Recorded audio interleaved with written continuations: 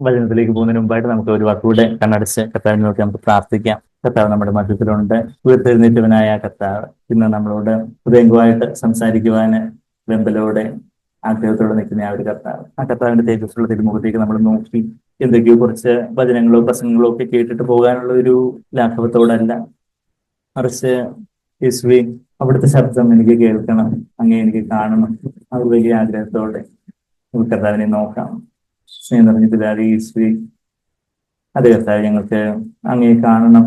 അവിടുത്തെ ആ മുഖത്തിന്റെ ദർശനം മതി ഞങ്ങളുടെ ജീവിതം മാറ്റിമറിക്കുവാൻ. അവിടുത്തെ ആ ആർദ്രത, അവിടുത്തെ ആ സ്നേഹം, ആ വാത്സല്യം, അത് മതി കർത്താവേ ഞങ്ങളുടെ ജീവിതം ധന്യമായി തീരുവല്ലോ.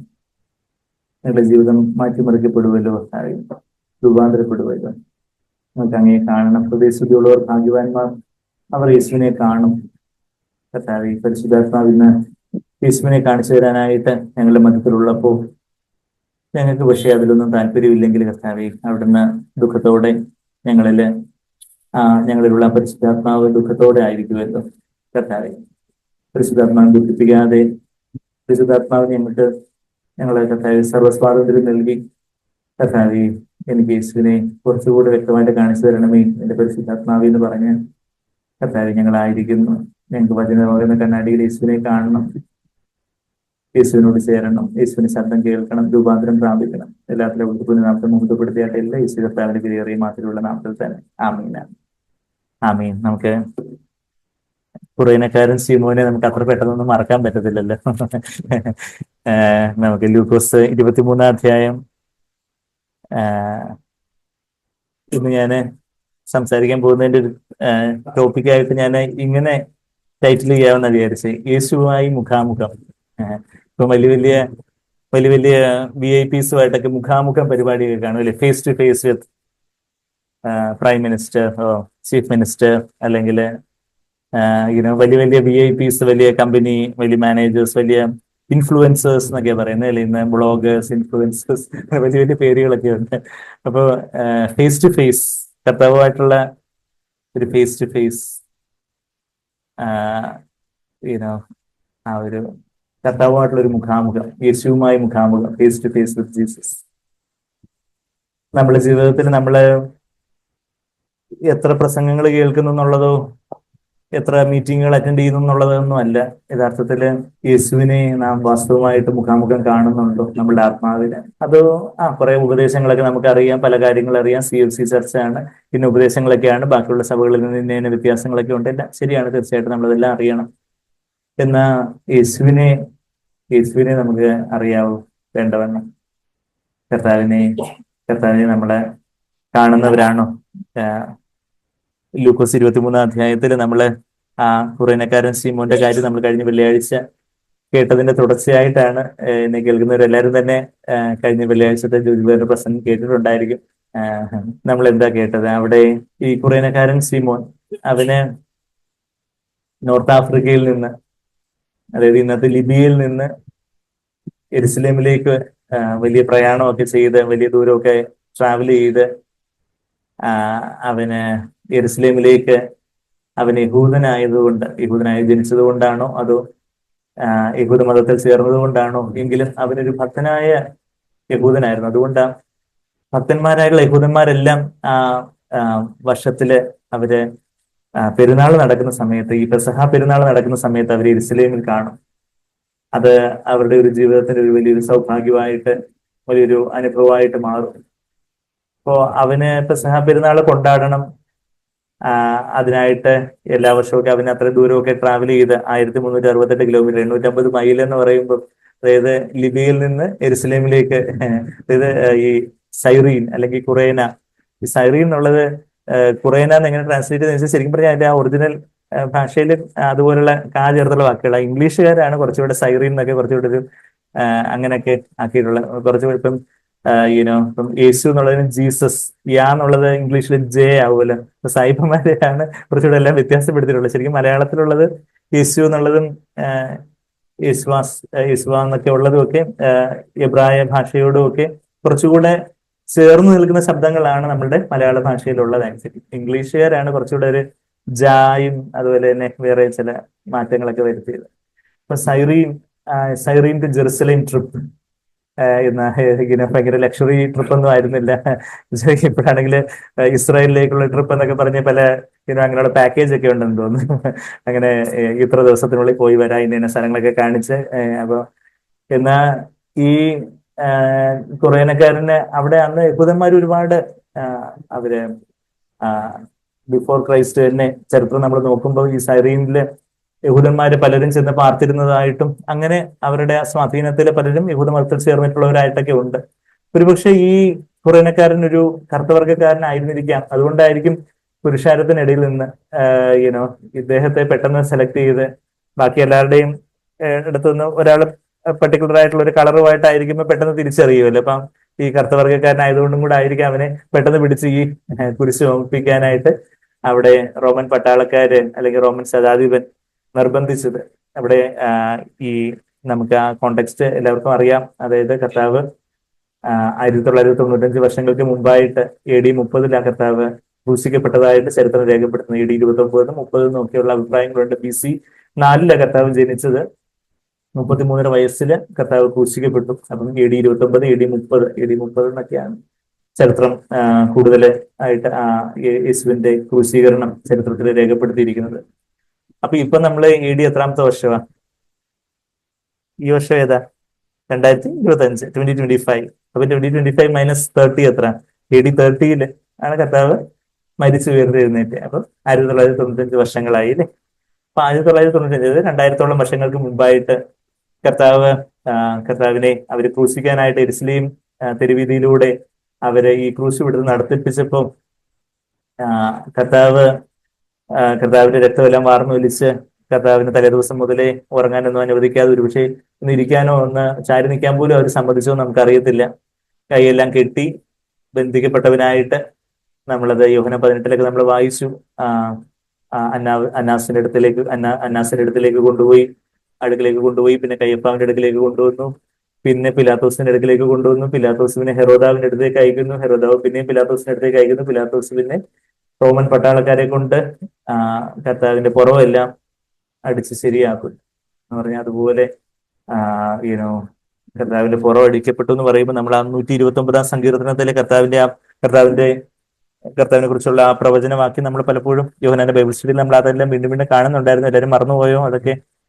129 സങ്കീർത്തനത്തില് കർത്താവിന്റെ പുറം എങ്ങനായിരുന്നു അവരടിച്ച് ഏത് രീതിയിലാക്കി എന്നുള്ളതിനെ കുറിച്ചുള്ള ഒരു പ്രവചനവാക്യം 129 സങ്കീർത്തനത്തിന്റെ 3-ാമത്തെ വാക്യത്തിൽ, ഉഴവുകാർ എന്റെ മുതുകിന്മേൽ ഉഴുതു, ഉഴവുചാലുകളെ അവർ നീളത്തിൽ കീറി. The flowers plowed on my back, they lengthen the Pharos.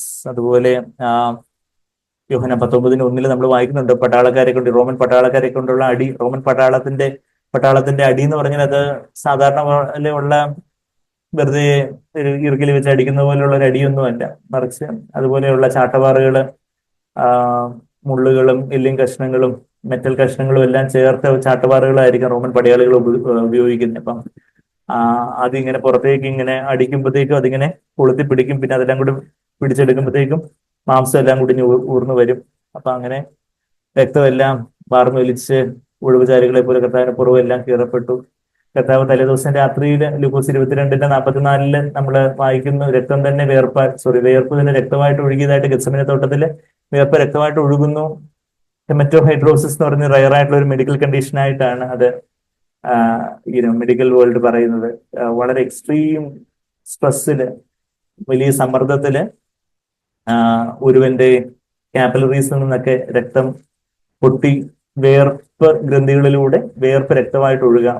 ഹെമറ്റോഹൈഡ്രോസിസ് എന്നുള്ള ഒരു മെഡിക്കൽ കണ്ടീഷനായിട്ട് അത് പറയുന്നത്. അപ്പൊ അതൊക്കെ കഴിയുമ്പോഴത്തേക്കും അങ്ങനെ വേർപ്പ് രക്തമായിട്ട് ഒഴുകുന്നെന്ന് പറയുമ്പോൾ തന്നെ അവിടെ സ്കിന്നൊക്കെ വളരെ ടെൻഡറായിട്ട്, വളരെ ആ ഒരു ടെൻഡറായിട്ട് കുറച്ച് വേദന ഉള്ളതായിട്ടൊക്കെ സോഫ്റ്റ് ഒക്കെ ആയി മാറും. പിന്നെ അത് കഴിഞ്ഞിട്ട് കർത്താവിനെ ഇതുപോലെ അവര് അടിക്കുന്നു, പുറത്തെ രക്തമെല്ലാം പോകുന്നു.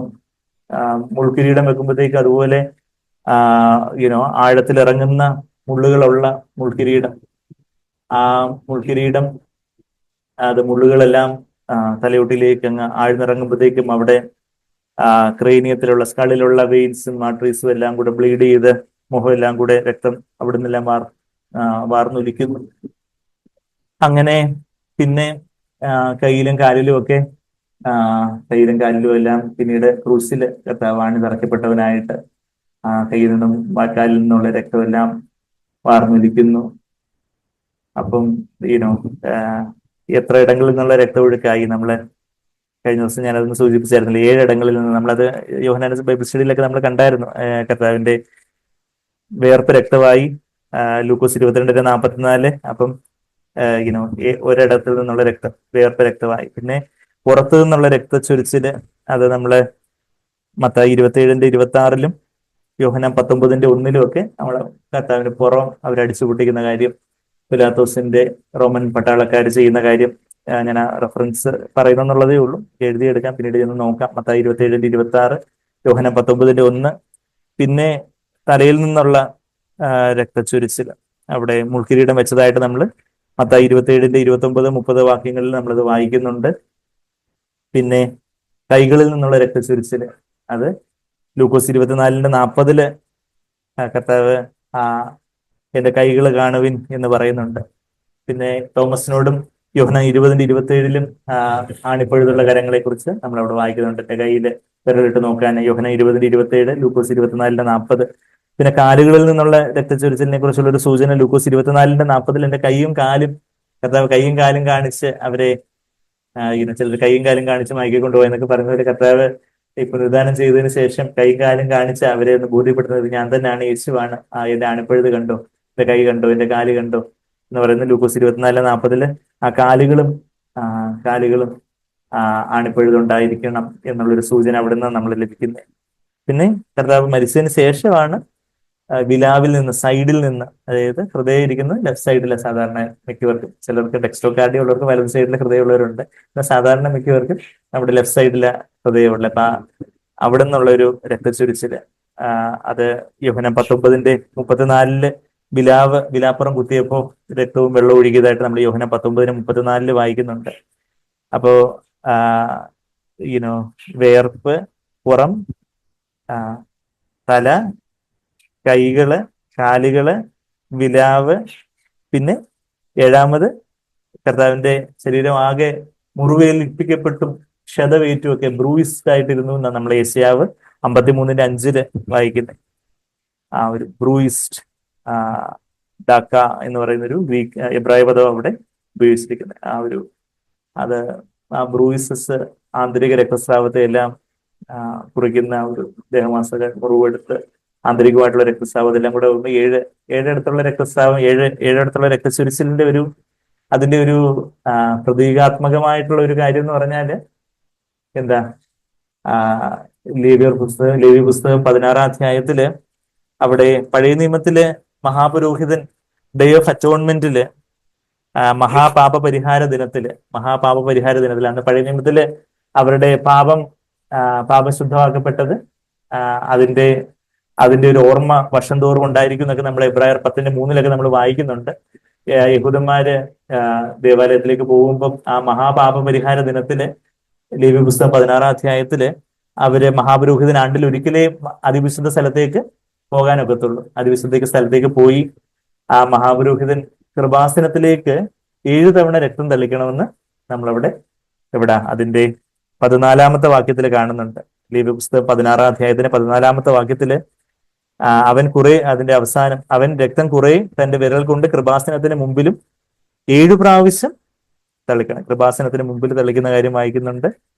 അത് കഴിഞ്ഞിട്ട് അതിന്റെ 15-ാമത്തെ വാക്യത്തിൽ sprinkle it on the mercy seat and in front of the mercy seat എന്നുള്ള കാര്യം. അതിന്റെ 15-ാമത്തെ വാക്യത്തിന് അവസാനം അതിനെ കൃപാസനത്തിന്മേലും കൃപാസനത്തിന് മുമ്പിലും തളിക്കണം ഈ രക്തം. അത് കഴിഞ്ഞിട്ട് ഇത് 7 പ്രാവശ്യം തളിക്കണമെന്ന് 14-ാമത്തെ വാക്യത്തിന്. പിന്നെ 19-ാമത്തെ വാക്യത്തില് അവൻ രക്തം കുറെ വിരൽ കൊണ്ട് 7 പ്രാവശ്യം അതിന്മേൽ തളിച്ച് ഇസ്രായേൽ മക്കളുടെ അശുദ്ധികളെ നീക്കി വെടുപ്പാക്കി ശുദ്ധീകരിക്കണം. 7 പ്രാവശ്യം രക്തച്ചൊരിച്ചിൽ. അത് യേശുവിന്റെ ഈ ഒരു 7 പ്രാവശ്യം കർത്താവിന്റെ വിയർപ്പും പുറവും കൈകളും കാലുകളും വിലാവും ദേഹമാസകലുള്ള മുറിവുകളും ആന്തരിക രക്തസ്രാവവും എല്ലാം കൂടി ചേർത്തുള്ള ഒരു 7 പ്രാവശ്യമുള്ള രക്തത്തളിക്കലായിട്ട് നമ്മൾ ചിന്തിക്കുമ്പോൾ അന്ന് ലേവി മഹാപുരോഹിതനാണ് അന്നത് ചെയ്തതെങ്കിൽ കർത്താവ് യഹൂദ ഗോത്രത്തിലായിരുന്നു. കർത്താവ് ലേവി ഗോത്രത്തിലല്ലേ ജനിച്ചത്. എന്നാൽ അപ്പൊ അങ്ങനെ ആയിട്ടുള്ള കർത്താവിന് എങ്ങനെ ഒരു മഹാപുരോഹിതനാവാനൊക്കും? ലേവി ഗോത്രത്തിൽപ്പെട്ടയാൾക്കേ മഹാപുരോഹിതനാവാനൊക്കുള്ളൂ എന്ന പരിശുദ്ധാത്മാവ് എബ്രായ ലേഖനത്തിൽ നമ്മൾ വായിക്കുന്നുണ്ട്. ലേവിയെക്കാട്ടിലും വലിയവനായിട്ടുള്ള മൽക്കിസദേക്കിന്റെ ക്രമപ്രകാരം ആണ് കർത്താവ് വന്നത്. മൽക്കിസദേക്ക് എന്ന് പറഞ്ഞാല് എബ്രഹാമിനും, അതായത് ലേവിയുടെ പിതാവായിരുന്നു യാക്കോബ്. യാക്കോബിന്റെ 12 മക്കളിൽ ഒരാളായിരുന്നു ലേവി. അപ്പൊ യാക്കോബിന്റെ അച്ഛൻ ആരാ? ഇസഹാക്ക്. ഇസഹാക്കിന്റെ അപ്പൻ ആരാ? എബ്രഹാം. ആ എബ്രഹാം വരെ ദശാംശം കൊടുത്ത ഒരു മെൽക്കിസദേക്കിനെ കുറിച്ച് ഉൽപ്പത്തി 14 അധ്യായത്തിൽ നമ്മൾ വായിക്കുന്നുണ്ട്. അപ്പം ഈ ലേവിയെക്കാട്ടിലൊക്കെ വലിയവനായിട്ട് ലേവിയുടെ അപ്പന്റെ ഒക്കെ അപ്പനായിട്ടുള്ള ആ എബ്രഹാം വരെയും ദശാംശം കൊടുത്ത ഒരു മെൽക്കിസദേക്ക്, ആ മെൽക്കിസദേക്കിന്റെ ക്രമപ്രകാരമാണ് മെസ്സിഹ എന്നേക്കും മഹാപുരോഹിതനായിരിക്കും, എന്നേക്കും ഒരു പുരോഹിതനായിരിക്കും എന്ന് മെസ്സിഹയെ കുറിച്ച് സങ്കീർത്തന പുസ്തകം 110:4 തന്നെ അല്ലേ നമുക്ക് എടുത്തു നോക്കണോ? 110:4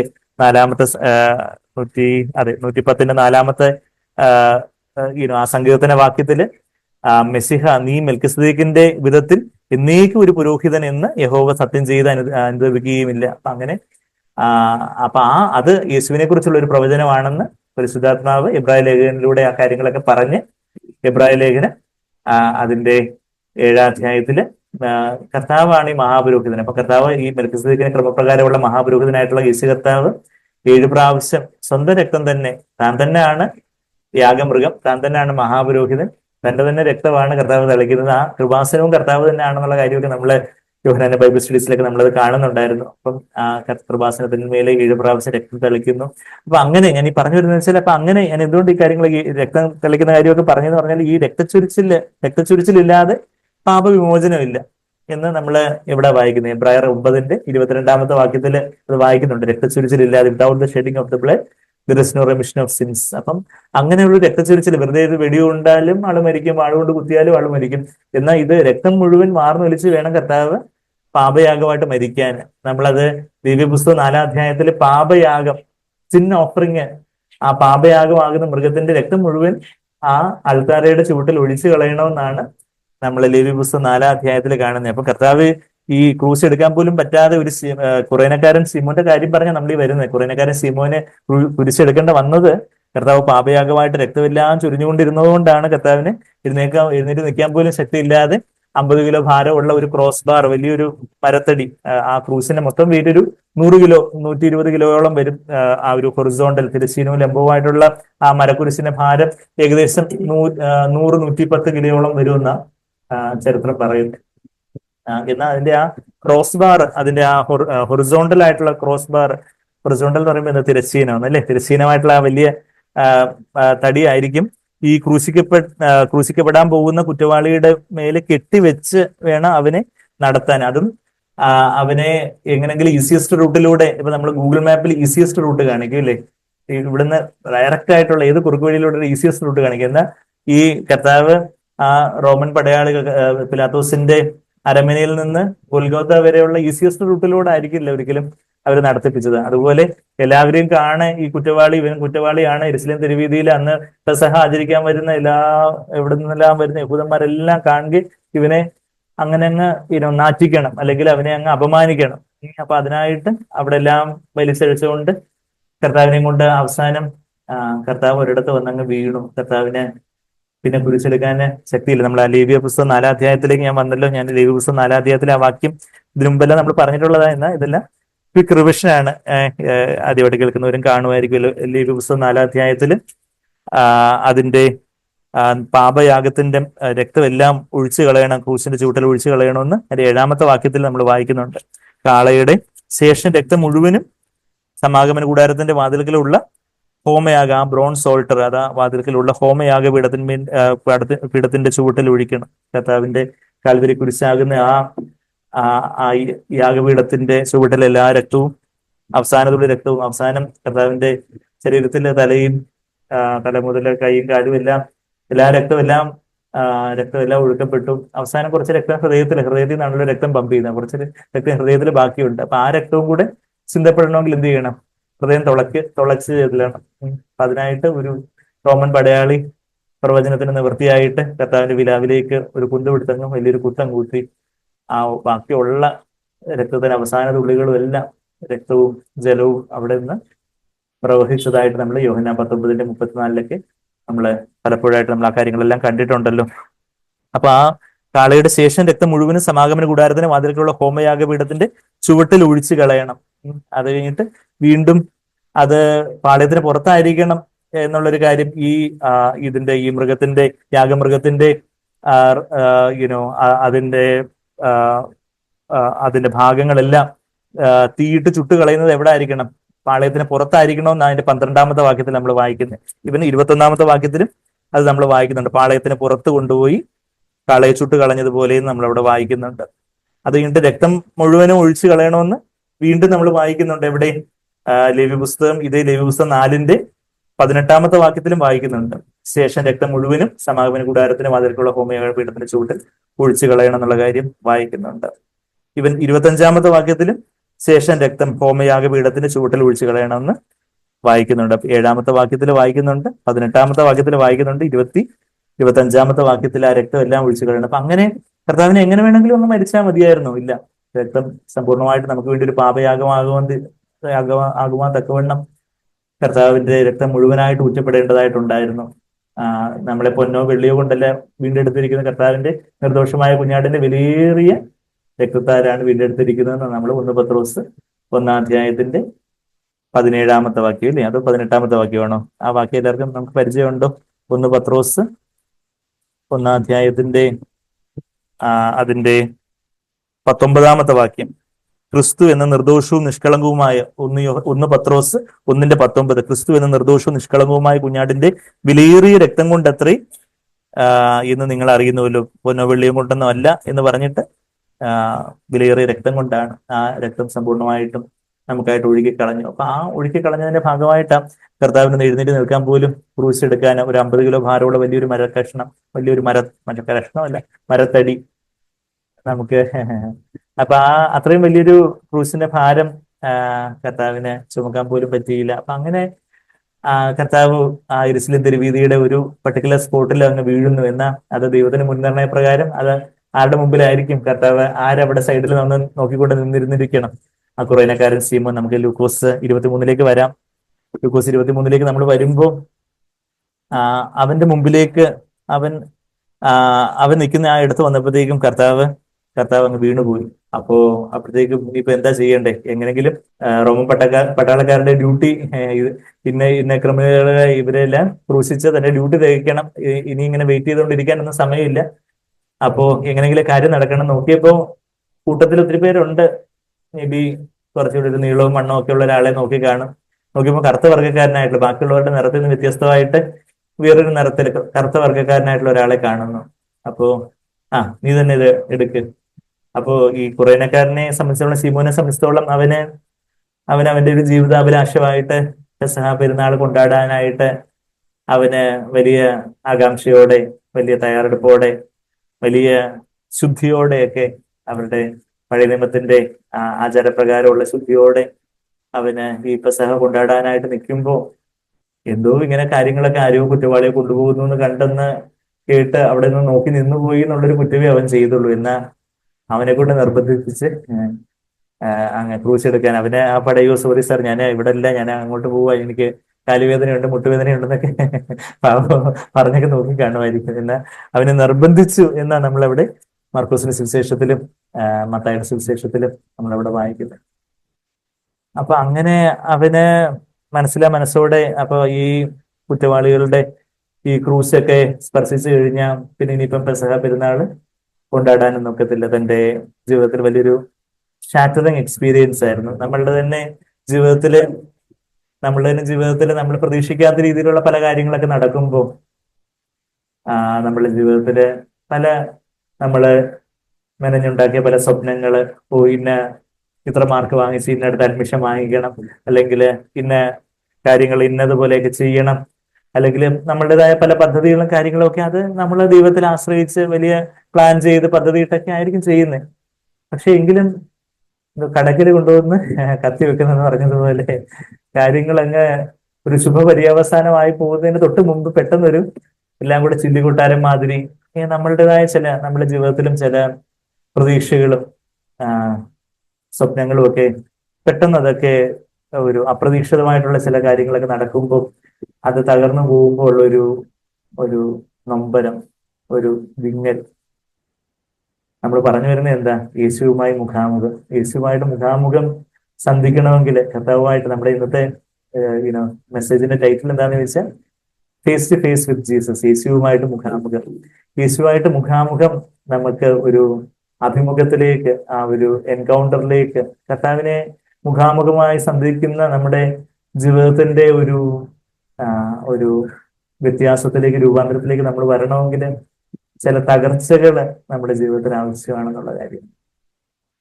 അല്ലെങ്കിൽ നമുക്ക് പല കാര്യങ്ങളൊക്കെയും നമുക്ക് കേൾക്കാം, പല കാര്യങ്ങളൊക്കെ ഒത്തിരി കാര്യങ്ങൾ മനസ്സിലാക്കാം, നമ്മളെ ഒത്തിരി മീറ്റിങ്ങുകൾ, ഒത്തിരി മെസ്സേജസ്, ഒത്തിരി ബൈബിൾ നോളജ് എല്ലാം നല്ലത് തന്നെ. എന്നാൽ യേശുവായിട്ടുള്ള ഒരു മുഖാമുഖം ഇവിടെ എല്ലാം നടക്കുന്നുണ്ടോ? അതിന് നടക്കാൻ പറ്റാത്ത വലിയൊരു കാരണം കർത്താവിനെ മറച്ചുകൊണ്ട് നമ്മുടെ ജഡമാകുന്ന വലിയൊരു തിരശ്ശീല നമ്മുടെ ജീവിതത്തിൽ ഇങ്ങനെ മറഞ്ഞു കിടക്കുക.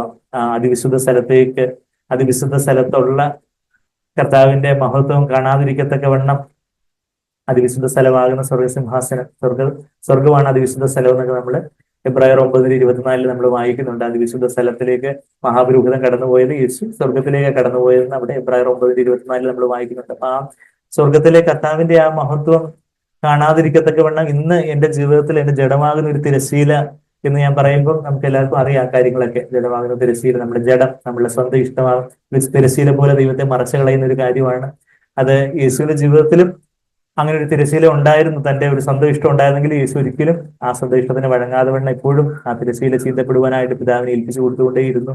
യേശുവിന്റെ ജീവിതത്തിന്റെ അവസാനം കർത്താവ് ക്രൂശ് മരണത്തില് ആ തിരശ്ശീലയുടെ മുകളിൽ നിന്ന് താഴേക്ക് ചീന്തപ്പെട്ടതായിട്ട് നമ്മള് മത്തായി 27:50 51 നമ്മൾ വായിക്കുമ്പോൾ അത് നമ്മള് ആ വാക്യങ്ങളൊക്കെ ഞാൻ പറഞ്ഞു പോകുന്നത് എന്താ, നമ്മൾ ഒരുമ്പോ ഒത്തിരി തവണ ആ വാക്യങ്ങളൊക്കെ നമ്മൾ കണ്ടിട്ടുണ്ട്. എബ്രായർ 10:19-20 വാക്യങ്ങളിൽ ആ ജഡമാകുന്ന തിരശ്ശീല, യേശുവിന്റെ ജഡമാകുന്ന തിരശ്ശീല, ദേഹമാകുന്ന തിരശ്ശീല എന്ന് നമ്മുടെ സത്യവേദ പുസ്തകത്തിലെ തെറ്റായിട്ടുള്ള പരിഭാഷയാണ്. യേശുവിന് ജഡമാകുന്ന തിരശ്ശീല ചിന്തിക്കൊണ്ടാണ് കർത്താവ് അതിപരിശുദ്ധ സ്ഥലത്തേക്കുള്ള ഒരു വഴി ഒരുക്കിയതായിട്ട് നമ്മൾ കാണുന്നുണ്ട്. അപ്പൊ ഞാൻ പറഞ്ഞു വരുന്നതെന്ന് പറഞ്ഞാൽ എന്താ, യേശുവിനെ മുഖാമുഖം നമ്മളുടെ ജീവിതത്തിൽ സന്ധിക്കണമെങ്കിൽ നമ്മുടെ ജീവിതത്തില് നമ്മളുടെ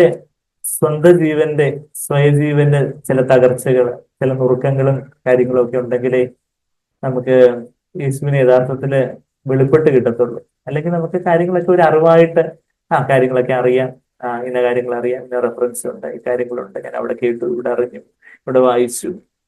എന്നാ യേശുവിനെ മുഖാമുഖം കാണുന്ന ഒരു എൻകൗണ്ടർ, ഫേസ് ടു ഫേസ് എൻകൗണ്ടറിലേക്ക് വരണമെങ്കിൽ ഈ കുറേനക്കാരൻ ശിമോന് അവൻ 1368 കിലോമീറ്ററുകൾ താണ്ടി ഒട്ടകപ്പുറത്തോ, നമ്മളിപ്പോ ഒരു കാളവണ്ടിയിലോ കഴുതപ്പുറത്തോ കാണാം, ഇവിടുന്ന് ഡൽഹി വരെയുള്ള ദൂരം ഞാനത് ഗൂഗിളിൽ അപ്പൊ സെർച്ച് ചെയ്തപ്പോൾ ഡൽഹി എന്നുള്ള സ്ഥലം, അങ്ങനെ പല സ്ഥലങ്ങൾ നമ്മൾ അത്ര ഒരു 1368 കിലോമീറ്ററുകൾ ഡൽഹി വരെയുള്ള അക്ഷരികമായ ദൂരമൊക്കെ പിന്നെ ഞാൻ സെർച്ച് ചെയ്തപ്പോൾ 2000 കിലോമീറ്റർ എന്നൊക്കെ കാണുന്നു. പക്ഷെ ആ ഒരു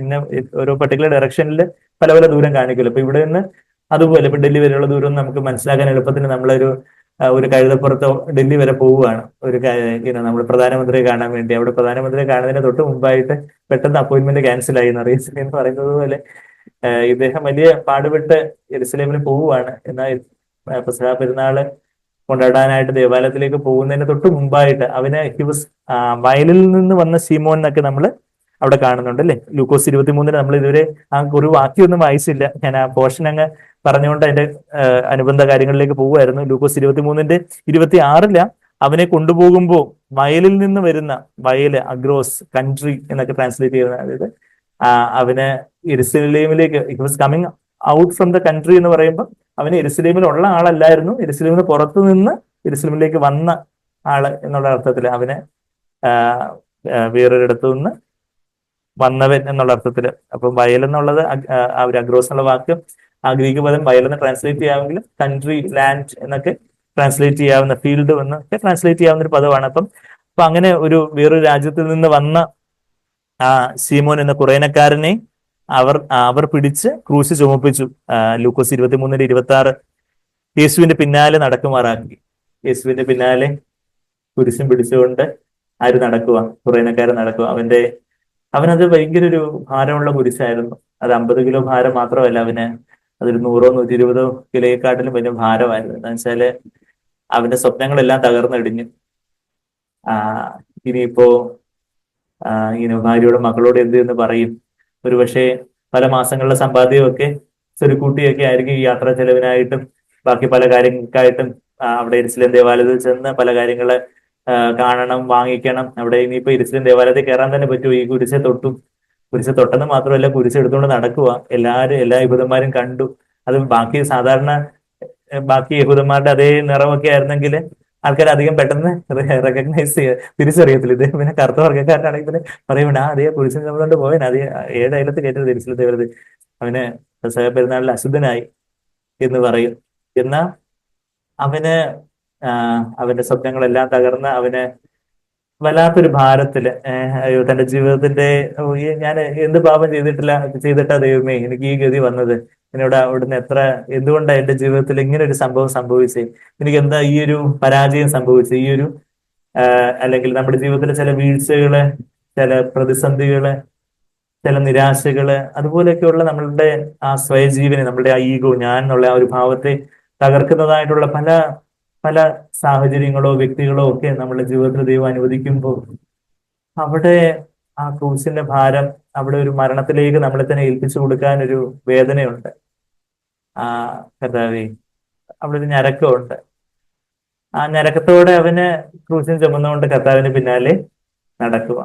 അപ്പോഴാണ് ക്ലൈമാക്സ് വരുന്നത്, അല്ലേ? അതാ നമ്മള് കഴിഞ്ഞ ദിവസം നമ്മളത് കേട്ടത്. അതാ ഒരു വലിയ ജനസമൂഹവും അവനെ ചൊല്ലി വിലപിച്ച്, 27-ാമത്തെ വാക്യം, ലൂക്കോസ് 23:27, ഒരു വലിയ ജനസമൂഹവും അവനെ ചൊല്ലി വിലപിച്ച് മുറയിടുന്ന അനേകം സ്ത്രീകളും അവന് പിന്നാലെ ചെന്നു. അപ്പം പിന്നാലെയൊക്കെ ഒരുപാട് സ്ത്രീകളൊക്കെയാ.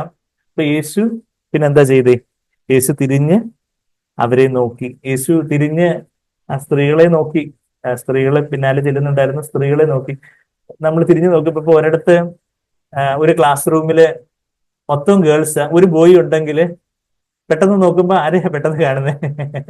ബോയ് ആയിരിക്കും. ഇവിടെ ക്ലാസ് ടീച്ചർമാരും ഒക്കെ ഒത്തിരി പേര് പഠിപ്പിക്കുന്നുണ്ട്. പെട്ടെന്ന് നോക്കുമ്പോ ബോയ് ആയിരിക്കും ആദ്യം കാണുന്നത്. എല്ലാവരും ഗേൾസാ. അപ്പൊ അതും ഒരു കറുത്ത വർഗ്ഗക്കാരനും കൂടെ ആണെങ്കിൽ പിന്നെ പെട്ടെന്ന്. അപ്പം യേശു തിരിഞ്ഞു നോക്കിയപ്പോ ആദ്യം കണ്ട ആരെയായിരിക്കും? ഈ കുറേനക്കാരൻ ശിമോനെ ആയിരിക്കും. അപ്പോ തനിക്ക് ഇത്രയും വലിയ ഭാരം ചുമക്കാൻ പറ്റാതെ വന്നിരിക്കുന്ന ഈ ഒരു സന്ദർഭത്തില് താൻ എടുക്കേണ്ട ഇത്ര വലിയൊരു ഭാരം ചുമന്നുകൊണ്ട് ഒരുവൻ എന്റെ പുറകിൽ നിൽക്കുന്നു. ആ യേശു ആ കുറേനക്കാരനെ എത്ര നന്ദിയോടെ ആയിരിക്കും നോക്കിയത്.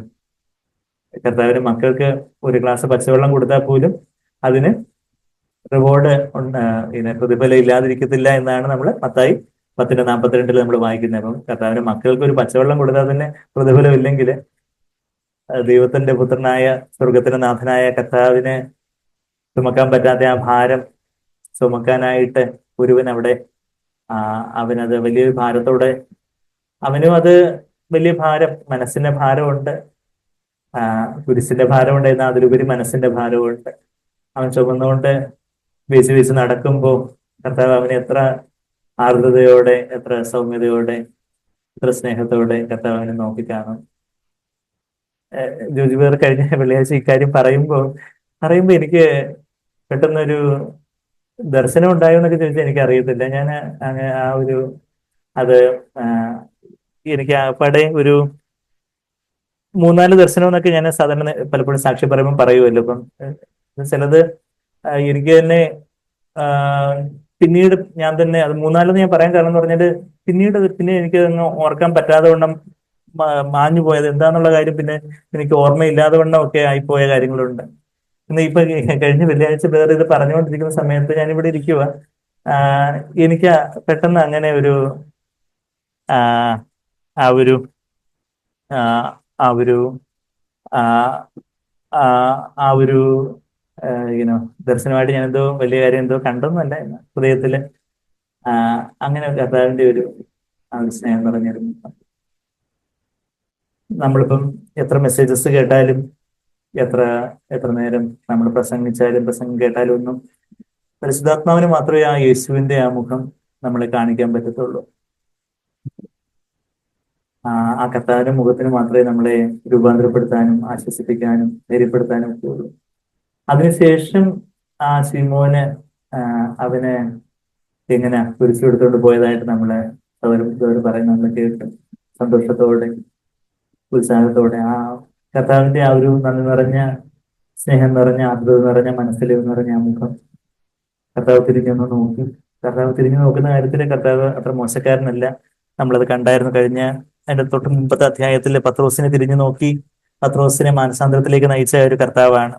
ലൂക്കോസ് 22:61 നമുക്ക് എല്ലാവർക്കും പരിചിതമായിട്ടുള്ള വാക്യമാണ്. ഇതിന്റെ തൊട്ട് മുമ്പിലത്തെ അധ്യായം ലൂക്കോസ് 22 അറുപത്തി 61 വാക്യത്തില്, അവിടെ 60 വാക്യത്തില് പെട്ടെന്ന് പത്രോസ് തള്ളി പറയുന്നു, മൂന്നാമത്തെ തവണയും തള്ളി പറയുന്നു, കോഴി പെട്ടെന്ന് കൂവുന്നു. അപ്പോൾ കർത്താവ് തിരിഞ്ഞ് പത്രോസിനെ ഒന്ന് നോക്കി. ഇന്ന് കോഴി കൂവും മുമ്പേ നീ 3 വട്ടം എന്നെ തള്ളിപ്പറയും എന്ന് കർത്താവ് തന്നോട് പറഞ്ഞ വാക്ക് പത്രോസ് ഓർത്തു. പുറത്തിറങ്ങി അതിദുഃഖത്തോടെ കരഞ്ഞു. കർത്താവിന്റെ നോട്ടം അത്ര ചില്ലറ നോട്ടമൊന്നുമല്ല. കർത്താവ് കർത്താവ് ഒരു പത്രോസിനെ നോക്കിയത് എങ്ങനെ കുറ്റപ്പെടുന്നത്? എന്നോട് ഞാൻ 10,000 തവണ പറഞ്ഞിട്ടില്ലേ നീ തള്ളി പറയുമെന്ന്, എന്നാ പിന്നെ എന്ത് തള്ളി പറഞ്ഞില്ലേ, നീ ഇത്ര യൂസ്ലെസ് ഫെലോ എന്നുള്ള രീതിയിലുള്ള ഒരു നോട്ടമല്ല. മറിച്ച് കർത്താവ് വളരെ ആർദ്രതയോടെ കരുണയോടെ കർത്താവിന്റെ ദയവ് നമ്മളെ മാനസാന്തരത്തിലേക്ക് നയിക്കുന്നു എന്ന് നമ്മൾ റോമർ 2-ാം അധ്യായത്തിന് 4-ാമത്തെ വാക്യത്തിൽ നമ്മൾ വായിക്കുന്നു. ഞാൻ അതിലേക്ക് പോകുന്നില്ല. നമുക്ക് മിക്കവർക്ക് അറിയാവുന്ന റെഫറൻസ്, അത് നിങ്ങൾക്ക് എഴുതി വെക്കാം. നിങ്ങൾ എന്ത് വായിച്ചാൽ കർത്താവിന്റെ ദയവ്, കർത്താവിന്റെ മനസ്സലിവ്, kindness leads us to repentance. കർത്താവ് നമ്മുടെ ജീവിതത്തിലും നമ്മൾ ചിലപ്പോ നമുക്ക് ഭാരമായിട്ട് തോന്നുന്ന ചില സാഹചര്യങ്ങളിലൂടെ ദൈവം നമ്മളെ നടത്തുമ്പോൾ അത് നമുക്ക് വലിയൊരു ഭാരമുള്ള ഒരു കുരിശായിട്ട്, കർത്താവേ എന്റെ ഇഷ്ടം ഇവിടെ നിന്ന് മാറ്റി വെച്ച് അവിടുത്തെ ഇഷ്ടത്തെ ഏറ്റെടുക്കുന്ന ഈ കുരിശെടുക്കുവാൻ എനിക്ക് വലിയ പ്രയാസമുണ്ട്. എന്റെ സ്വയത്തിൽ അതൊരു മുറുമുറുപ്പുണ്ട്, ഒരു കർത്താവെ ഒരു ഭാരമുണ്ട്. ആ സിമോനെ കുറിച്ച് പറയുവാണെങ്കിൽ അവന് പെസഹ പെരുന്നാളിൽ ഇനിയിപ്പോ യെരുശലേം ദേവാലയത്തിന്റെ ഇടയിലത്ത് പോലും അവനെ ആരും അടുപ്പിക്കത്തില്ല. അവൻ അങ്ങനെ ഒരു ചീത്തപ്പേരായി. അങ്ങനെയൊക്കെയുള്ള ഒരു ഒരു കുട്ടിമലയുടെ കുരിശ് എടുത്തുകൊണ്ട് കുരിശ് ചുമക്കുന്നവരെല്ലാം കുരിശ് മരിക്കുക എന്നുള്ളതാണ്. എന്നാൽ അങ്ങനെ കുരിശ് ചുമക്കേണ്ട ഒരു ഗതികേട് തനിക്ക് വന്നല്ലോ എന്ന് അങ്ങനെ താൻ വെച്ച് വെച്ച് നടക്കുന്ന സമയത്ത് യേശുവിന്റെ നന്ദിയോടെയുള്ള ആ ഒരു തിരുമുഖത്തിന്റെ നോട്ടം, അതും കർത്താവ് നോക്കിയത് മാത്രമല്ല, പിന്നെ കർത്താവ് സംസാരിക്കാൻ തുടങ്ങി. കർത്താവിന്റെ വാക്കുകൾ എന്ന് പറഞ്ഞാൽ എന്തുവാ? അത് ജീവജലത്തിന്റെ നദികളായിരിക്കും. കർത്താവിന്റെ വാക്കുകള് കർത്താവിനെ വിശ്വസിക്കുന്നതിന്റെ ഉള്ളിൽ നിന്ന് തന്നെ ജീവജലത്തിന്റെ നദികൾ ഒഴുകുന്ന കർത്താവ് പറയുമ്പോൾ കർത്താവിന്റെ ഉള്ളിൽ നിന്ന് എന്തുവരും? ജീവജലത്തിന്റെ സമുദ്രങ്ങള് ഒഴുകുക. കർത്താവിന്റെ വാക്കുകള്. കർത്താവിനെ പിടിക്കാൻ വന്നവര് പോലും യോഹന്നാൻ 7:46 പറയുന്ന കാര്യമൊക്കെ നമ്മളെപ്പോഴും കാണാറുണ്ട്. എന്താ? ഇവൻ സംസാരിക്കുന്നത് പോലെ ആരും ഒരു നാളും സംസാരിച്ചിട്ടില്ല. അപ്പോ കർത്താവ് ആദ്യം തന്നെ ഡോട്ടേഴ്സ് ഓഫ് ജെറുസലേം, യെരുശലേം പുത്രിമാരെയും എന്ന് വിളിക്കുമ്പോൾ കർത്താവിന് 33 വയസ്സാ. എന്ന പ്രായമുള്ളതും പല മധ്യവയസ്കരായിട്ടുള്ള പല സ്ത്രീകളും സഹോദരിമാരും എല്ലാം ഉണ്ട്. എന്നാൽ അവരെല്ലാം ഒരു പിതാവിന്റെ വാത്സല്യത്തോടെ പുത്രിമാരെ, മക്കളെ, കുഞ്ഞുങ്ങളെ എന്ന് വിളിക്കുമ്പോൾ ആ ഒരു ആർദ്രതയും മനസ്സലിവും, നിങ്ങൾ എന്നെ ചൊല്ലി കരയേണ്ട കാര്യമൊന്നുമില്ല, കർത്താവ് അവരെ അങ്ങ് ആശ്വസിപ്പിക്കുന്ന, നിങ്ങളെ യഥാർത്ഥത്തില് നിങ്ങളുടെ മക്കളെക്കുറിച്ചും നിങ്ങളെക്കുറിച്ചും നിങ്ങളുടെ മക്കളെക്കുറിച്ചും നിങ്ങളുടെ ജീവിതത്തിലുള്ള കുറവുകളെ കുറിച്ച്, പാപത്തെക്കുറിച്ചാണ് നിങ്ങൾ യഥാർത്ഥത്തിൽ മാനസാന്തരപ്പെട്ട് കരയേണ്ടത് എന്നുള്ള കാര്യങ്ങളും, പിന്നെ യെരുശലേമിന് വരാനിരിക്കുന്ന പല കാര്യങ്ങളെ കുറിച്ചും ഒക്കെ ആ കർത്താവിന്റെ വാക്കുകൾ ഒരു ജീവജലത്തിന്റെ നദികളായിട്ട് അവന്റെ മേലെ ഒഴുകിക്കൊണ്ടിരിക്കുക. അവൻ കേട്ട് അവന്റെ പുറകിലെ ബാക്കി സ്ത്രീകളെല്ലാം കൂടെ നടക്കുന്നത്. അപ്പൊ അവരിലേക്ക് എത്തത്തക്ക വേണം കർത്താവ് അത്രയും ശബ്ദം ഉയർത്തി പറയുക കർത്താവിനെ. പിന്നീട് കർത്താവിന്റെ വാക്കുകളൊക്കെ, കുരിശിലുള്ള കർത്താവിന്റെ 7 മൊഴികളൊക്കെ ചെറിയ ചെറിയ സെന്റൻസസുകളാണ്. എന്ന് വെച്ചാൽ അത്രയും തന്നെ വലിയ ദാഹവും വലിയ ക്ഷീണവും വലിയ കാര്യങ്ങളൊക്കെ ആയിട്ട് ഒരുപാട് സംസാരിക്കുന്നതിന് നമ്മൾ കാണുന്നില്ല. ക്രൂശിലെ കള്ളനോടാണെങ്കിലും അമ്മയെ യോഹന്നാൻ ഏൽപ്പിച്ചു കൊടുക്കുന്നതും യോഹന്നാനെ അമ്മയെ ഏൽപ്പിച്ചു കൊടുക്കുമ്പോഴും പിന്നീട് ആത്മാവിനെ തൃക്കരത്തിലേക്ക് ഏൽപ്പിക്കുന്ന അവസാനം പറയുമ്പോഴും എല്ലാം നിവൃത്തിയായി എന്ന് പറയുമ്പോഴും ആ ക്രൂശിലെ 7 മൊഴികളൊക്കെ എല്ലാവർക്കും അറിയാവോ? ക്രൂശിലെ 7 മൊഴികള് കർത്താവ് എന്താ ലൂക്കോസ് 23:34 റെഫറൻസസ് വേണമെങ്കിൽ നിങ്ങൾക്ക് എഴുതിയെടുക്കാം. ഞാൻ റെഫറൻസ് എല്ലാത്തിലോട്ട് പോകാൻ സമയമില്ലല്ലോ. ലൂക്കോസ് 23:34 ഇവരോട് ക്ഷമിക്കുക, ഇവർ ചെയ്യുന്ന എന്താണെന്ന് അറിയാത്തത് കൊണ്ട് ഇവരോട് ക്ഷമിക്കുക എന്ന് പറയുന്ന ക്രൂശിലെ ഒരു മൊഴി. 7 മൊഴികൾ, 7 പ്രാവശ്യം രക്തം തെളിച്ചെന്ന് പറഞ്ഞാൽ 7 മൊഴികളാ. മൊഴി 7 കർത്താവ് ചൊല്ലി എന്നൊക്കെ നമ്മൾ ചില പാട്ടിലൊക്കെ പാടുന്നത് പോലെ. അപ്പൊ ലൂക്കോസ് 23:34 ക്ഷമിക്കുക എന്ന് പറയുന്ന ആ ഒരു ക്ഷമയ്ക്കായിട്ടുള്ള, പിന്നെ യോഹന്നാൻ 19:26-27 വാക്യങ്ങളില്ല മറിയത്തോട് ഇതാ നിന്റെ മകനെന്നും യോഹനാനോട് ഇതാ നിന്റെ അമ്മയെന്നൊക്കെ പറയുന്ന യോഹന്നാൻ 19:26-27 വാക്യങ്ങളുടെ രണ്ടാമത്തെ മൊഴി. മൂന്നാമത്തെ മൊഴി ലൂക്കോസ് 23:43 നീ ഇന്ന് എന്റെ കൂടെ പരദേശയിലായിരിക്കും എന്നുള്ളൊരു കാര്യം. അതിന്റെ നമ്പർ അങ്ങനെ പറഞ്ഞെന്നുള്ളതേ ഉള്ളൂ. അതിന്റെ കോൺസിക്യൂട്ടീവ് നമ്മൾ പറയും. പിന്നെ ഓർഡർ നമുക്ക് പറയാൻ പറ്റത്തില്ല. ലൂക്കോസ് 23:34 കഴിഞ്ഞിട്ട് 43 ഇന്ന് നീ എന്റെ കൂടെ പരദേശയിലായിരിക്കും. പിന്നെ പിന്നെന്താ, കർത്താവ് ആ 3 നാഴിക അതുപോലെ വലിയ യുനോ യാതനയൊക്കെ സഹിച്ചതിന് ശേഷം പിന്നെ അവസാനത്തെ 3 നാഴിക ഇവിടെ ഇരുള് വ്യാപിക്കുന്നതിന് തൊട്ട് ഇരുള് വ്യാപിക്കുന്ന സമയത്താണ്, ഇരുള് വ്യാപിച്ച് പിതാവിനാൽ കൈവിടപ്പെട്ടപ്പോഴാണ് കർത്താവ് എന്ത് പറയുന്നത്? മത്തായി 27:46 ഏലി ഏലി ലമാ സബസ്താനി, എന്റെ ദൈവമേ നീ എന്നെ കൈവിട്ടത് എന്താ എന്നുള്ള കർത്താവിന്റെ ആ വലിയ നിലവിളി. പിന്നെ യോഹന്നാൻ 19:28 എനിക്ക് ദാഹിക്കുന്നു. അപ്പൊ അത്ര വർത്തമാനം പറയാൻ തന്നെ ഒത്തിരി തൊണ്ടയൊക്കെ അങ്ങ് വല്ലാതെ വരണ്ടിരിക്കുമ്പോൾ നമുക്ക് എത്ര പറയാനൊക്കും? എനിക്ക് ദാഹിക്കുന്നു എന്ന് പറയുന്നുണ്ട് യോഹന്നാൻ 19:28. പിന്നെ യോഹന്നാൻ 19:30 എല്ലാം നിവൃത്തിയായി എന്ന് പറയുന്നുണ്ട്. പിന്നെ അവസാനത്തെ മൊഴിയായിട്ട് ലൂക്കോസ് 23:46 പിതാവേ എന്റെ ആത്മാവിനെ തൃക്കരങ്ങളിൽ ഭരമേൽപ്പിക്കുന്നു എന്ന് പറഞ്ഞ് കർത്താവ് ജീവൻ വെടിഞ്ഞ് ആത്മാവിനെ വിടും. അപ്പോഴൊക്കെ ചെറിയ ഷോർട്ട് സെന്റൻസസുകളെ കർത്താവിന് പറയാൻ ഒക്കുന്നുള്ളൂ. എന്നാൽ അതിനു മുമ്പ് ഈ ക്രൂസ് എടുത്ത് നടന്ന സമയത്ത് കർത്താവ് പിന്നെയും യെരുശലേം പുത്രന്മാരോട് ഇത്രയെങ്കിലും ഒക്കെ പറയുന്ന കാര്യങ്ങൾ നമ്മൾ ലൂക്കോസ് 23 നമ്മൾ വായിക്കുന്നത്. 23 നമ്മൾ വായിക്കുന്നത്. അപ്പൊ ആ ഒരു കർത്താവിന്റെ ആ ജീവന്റെ മൊഴികൾ അവരുടെ ജീവിതത്തിൽ വലിയൊരു രൂപാന്തരമായി തീർന്നു. നമ്മളുടെ ജീവിതത്തിലും നമുക്ക് കർത്താവിനെ മുഖാമുഖം കാണുന്ന ഒരു സമർപ്പണത്തിലേക്ക് നമുക്ക് വരാൻ സാധിക്കും. ഒരു വ്യക്തിപരമായിട്ടുള്ളൊരു കർത്താവായിട്ടുള്ളൊരു എൻകൗണ്ടർ. നമുക്ക് വേണമെങ്കിൽ മീറ്റിങ്ങുകൾ എല്ലാവരും കൂടുന്നു, കുടുംബമായിട്ട് പോകുന്നു, പല മീറ്റിങ്ങുകൾ, കോൺഫറൻസുകൾ, പിന്നെ ബൈബിൾ വായനയൊക്കെ ഒരു ചടങ്ങായിട്ട് അങ്ങനെയൊക്കെ അങ്ങ് പോകാം. എന്നാൽ നമ്മുടെ ജീവിതത്തിൽ യേശുവായിട്ടുള്ളൊരു ഒരു personal encounter, face to face encounter, അതുപോലുള്ളൊരു എൻകൗണ്ടർ വേറെ പലർക്കും ഉള്ളതായിട്ട് നമ്മൾ തുടർന്നും നമ്മൾ വായിക്കുന്നുണ്ട്. മഗ്ദലക്കാരത്തി മറിയത്തിന് മറിയേ എന്ന് വിളിച്ചപ്പോ അവളെ യേശുവിനെ തിരിച്ചറിഞ്ഞതായിട്ട് നമ്മൾ അവിടെ കാണുന്നുണ്ട്. പിന്നെന്താ, പത്രോസിനെ സംബന്ധിച്ചിടത്തോളം അവനൊരു എൻകൗണ്ടർ ഉള്ളതായിട്ട് നമ്മൾ കാണുന്നുണ്ട് അല്ലെ.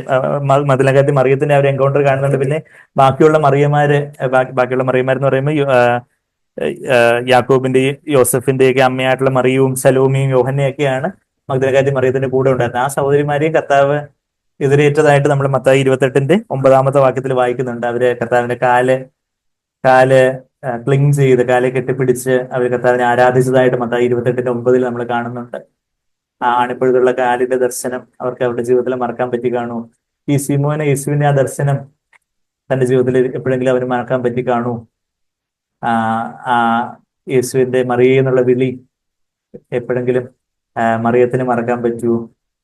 പിന്നീട് പത്രോസ് എല്ലാ ശിഷ്യന്മാരോടും പത്രോസിനോടും പോയി പറയണമെന്ന് പറയുന്നുണ്ട്. പിന്നെ പത്രോസിന് ദൈവം കർത്താവ് പുനരുദ്ധാനം ചെയ്തതിനു ശേഷം പ്രത്യേകമായിട്ട് പ്രത്യക്ഷപ്പെട്ടതായിട്ട് നമ്മൾ ലൂക്കോസ് 23:34 നമ്മളത് കണ്ടിട്ടുണ്ട്.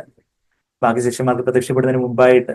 അപ്പോൾ പത്രോസിന് ആ ഒരു ദർശനം മറക്കാൻ സാധിക്കൂ? എമ്മാവസിലുള്ള ശിഷ്യന്മാർക്ക് ആദ്യം കർത്താവിനൊന്നും മനസ്സിലായില്ല. അത് കഴിഞ്ഞിട്ട് ലൂക്കോസ് 23:30-31 വാക്യങ്ങളിലേക്ക് നോക്കുവാണെങ്കിൽ, ഞാൻ റെഫറൻസ് അങ്ങ് പറഞ്ഞു പോകുക സമയമില്ലാത്തതുകൊണ്ട്, ലൂക്കോസ് 23:30-31 വാക്യങ്ങളിൽ നമ്മൾ നോക്കുമ്പോൾ അവിടെ കർത്താവ് അപ്പം നുറുക്കി അവർക്ക് കൊടുക്കുമ്പോൾ ആ അണിപ്പഴുത് അവർ കണ്ടു. ആ അപ്പം തിന്നപ്പോഴത്തേക്കും അവരുടെ മുഖം, അവരുടെ കണ്ണുകൾ തുറക്കപ്പെട്ടു. ഒരു യേശുവിനെ തിരിച്ചറിഞ്ഞു. ആ അണിപ്പഴുതുള്ള കരങ്ങളുടെ ദർശനം അവർക്ക് മറക്കാൻ പറ്റൂ?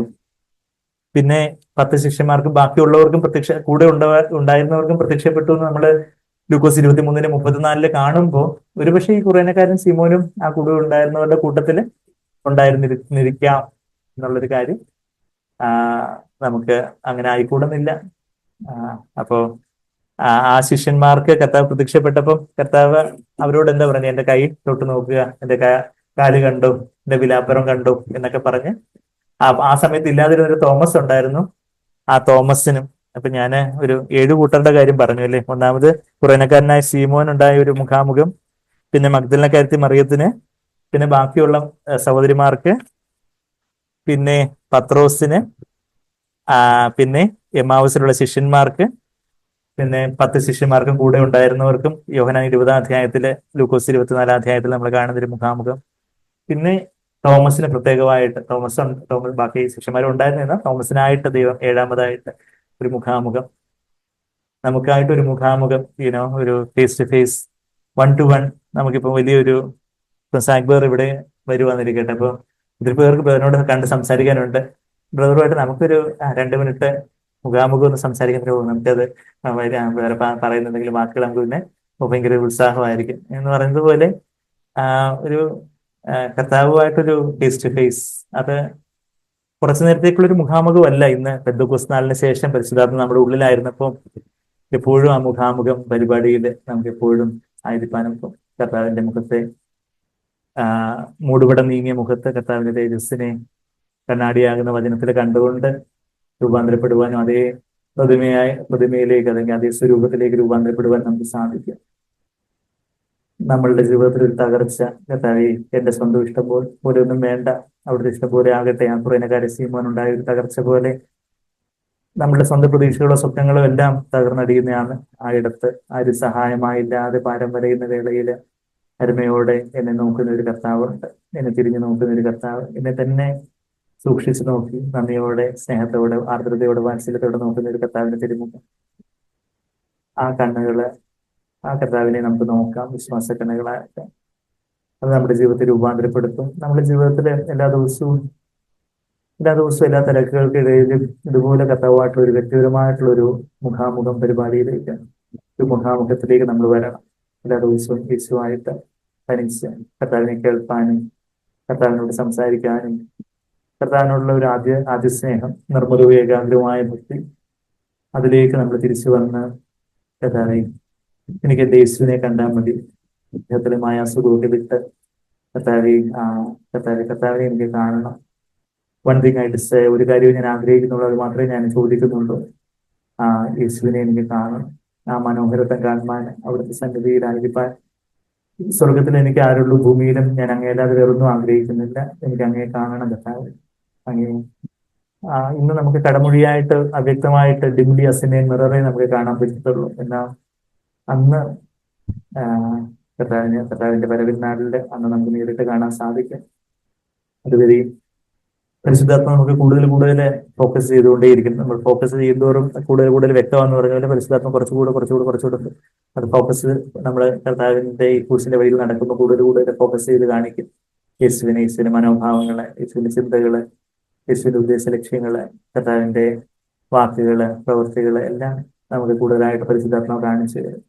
യേശുവിനെ ഹൃദയത്തിൽ കണ്ടവരായിട്ട്, യേശുവായിട്ടുള്ള ഒരു വ്യക്തിപരമായിട്ടുള്ള ഒരു ബന്ധമുള്ളവരായിട്ട്, പുരുഷാരത്തിൽ അനേകരെ കർത്താവിനെ തൊടുന്നുണ്ടായിരുന്നു. എന്നാൽ ആ ആവശ്യത്തിലുള്ള രക്തസ്രാവക്കാരി തൊട്ടപ്പോൾ യേശു പറഞ്ഞതുപോലെ നമ്മെ വ്യക്തിപരമായിട്ട് അറിയുവാൻ ആഗ്രഹിക്കുന്ന ഒരു നല്ല ഇടയൻ, ആ കർത്താവിനെ നമുക്ക് ഇന്ന് വിശ്വാസത്തോടെ കൈനീട്ടി തൊടാം, കർത്താവിനെ കാണാം, കർത്താവിനെ അനുഗമിക്കാം. അപ്പോൾ പിന്നെ കുറിച്ച് നമുക്ക് സന്തോഷത്തോടെ ഈ നല്ല നാഥനായിട്ട് കർത്താവിന്റെ ആ വലിയ പ്രവചന വാക്യങ്ങളൊക്കെ കേട്ട് ശിമോന്റെ ഹൃദയത്തിൽ വലിയ മാനസാന്തരവും രൂപാന്തരവും ഒക്കെ ഉണ്ടായി. അവൻ വലിയ ഉത്സാഹത്തോടെ കുറിച്ച് എടുത്തുകൊണ്ട് അവിടെ ഗുൽഗോത്ത വരെയും പോയി കർത്താവിനെ കുറിച്ചിൽ തറയ്ക്കുന്നതും, കർത്താവ് അവരോട് ക്ഷമിക്കാൻ പറയുന്നതും, ഒരു ബാക്കി എല്ലാവരും കളിയാക്കുമ്പോഴൊക്കെയും കർത്താവ് അവിടൊക്കെ എത്ര സൗമ്യനായിട്ട് സാവധാനത്തോടെ കർത്താവ് ഇരുന്നതും, തന്റെ ഒരു ഭാഗത്തുള്ള കള്ളനോട് ക്ഷമിക്കുന്നതും, അമ്മയെ യോഹനാനെ ഏൽപ്പിച്ചു കൊടുക്കുന്നത്, യോഹനാൻ അമ്മയെ ഏൽപ്പിച്ചു കൊടുക്കുന്നതും,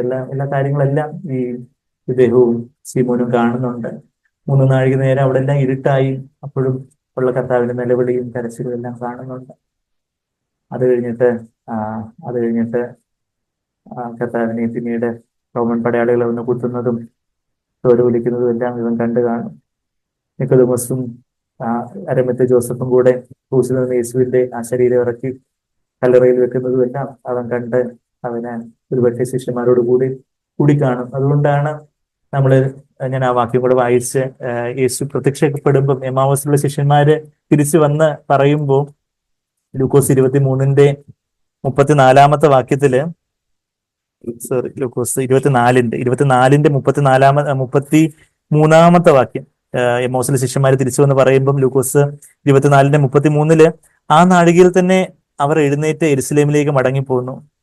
കർത്താവ് വാസ്തവമായി ഉയർത്തെഴുന്നേറ്റ് സീമോന് പ്രത്യക്ഷനായി. 34 ലൂക്കോസ് 24-34 സീമോന് പ്രത്യക്ഷനായി എന്ന് കൂടിയിരുന്ന് പറയുന്ന 11 പേരെയും കൂടെയുള്ളവരെയും കണ്ടു.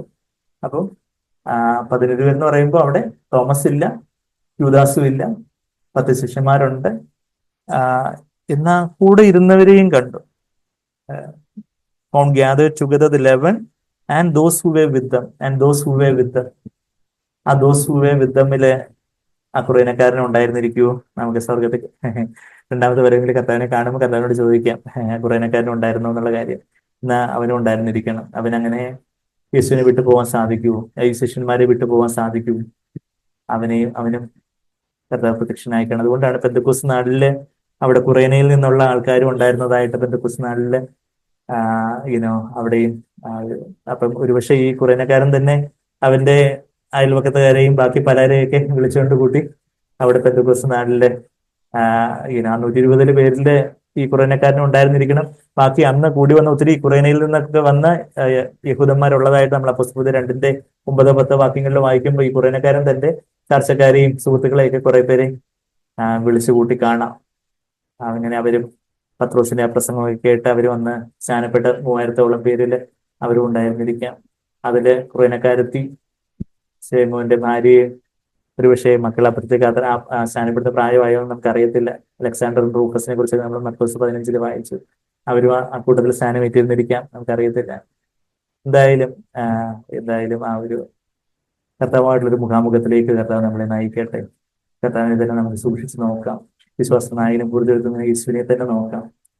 അപ്പോൾ കർത്താവ് മുമ്പിൽ വെച്ചിരിക്കുന്ന സന്തോഷത്തെ കണ്ട് ക്രൂസിലെ നിന്നെയൊക്കെ അലക്ഷ്യമാക്കി ക്രൂസ് സഹിച്ച കർത്താവിനെ പോലെ നമുക്ക് ഉത്സാഹത്തോടെ നമ്മുടെ ജീവിതത്തിലെ സ്വയജീവനെ വിട്ടുകൊടുക്കേണ്ട, കോപിക്കാനും മോഹിക്കാനും പരാതി പറയാനും പെറുപെറുക്കാനും പല അസ്വസ്ഥത ആവാനും പല തരത്തിലുള്ള ക്ഷമിക്കാതിരിക്കാനും ഒക്കെയുള്ള പല പരീക്ഷണങ്ങളും, അശുദ്ധമാകുവാനുള്ള പല പരീക്ഷണങ്ങളും പ്രലോഭനങ്ങളും ഒക്കെ വരുമ്പോൾ അവിടെ കർത്താവിന്റെ പുഞ്ചിരിക്കുന്ന വാത്സല്യത്തോടെയുള്ള ആ മുഖത്തെ കണ്ട് കർത്താവെ എന്റെ ഇഷ്ടം പോലെ വേണ്ട, അവിടത്തേക്കായിട്ട് ഞാൻ ജീവിക്കും, എനിക്കായിട്ട് രക്തം ഒലിപ്പിക്കുന്ന ഞാൻ തിരുമുഖം, എന്നെ സ്നേഹത്തോടെ നന്ദിയോടെ നോക്കുന്ന ഞാൻ തിരുമുഖം.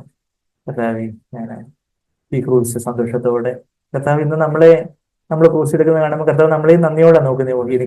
എനിക്കായിട്ട് സാക്ഷിയായിട്ട് എന്റെ മകള് ഈ ഒരു ദേശത്ത്, ഈ ഒരു ഓഫീസിൽ, ഈ ഒരു ഫാക്ടറിയിൽ, ഈ ഒരു ദേശത്ത് എനിക്കായിട്ട് നിൽക്കുമ്പോൾ കർത്താവ് ക്രൂസ് എടുത്ത് വെച്ച് നിൽക്കുന്ന നമ്മളെ സ്നേഹത്തോടെ നന്ദിയോടെ കർത്താവ് നോക്കുമ്പോൾ ആ നോട്ടം അത് പരിശുദ്ധാത്മാവിന്റെ വലിയൊരു പകർച്ചയായിരിക്കും. ആ വാക്കുകൾ പരിശുദ്ധാത്മാവിന്റെ വലിയൊരു നീരൊഴുക്കായിരിക്കും. അത് നമുക്ക് വലിയ ശക്തിയായിരിക്കും.